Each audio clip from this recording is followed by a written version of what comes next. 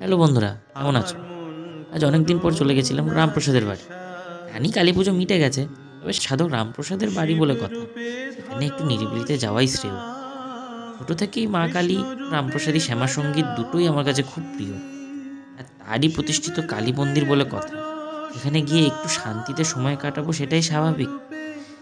তাই কালী পুজো মিটে যাওয়ার পর এখানে আসার প্ল্যান। তুমি রাম রূপে ধরো ধনু, কালী রূপে ধরো যশী।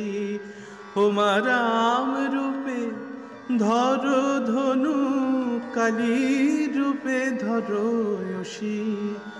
মন করো না দেশাদেশী, আমার মন করো না দেশাদেশী।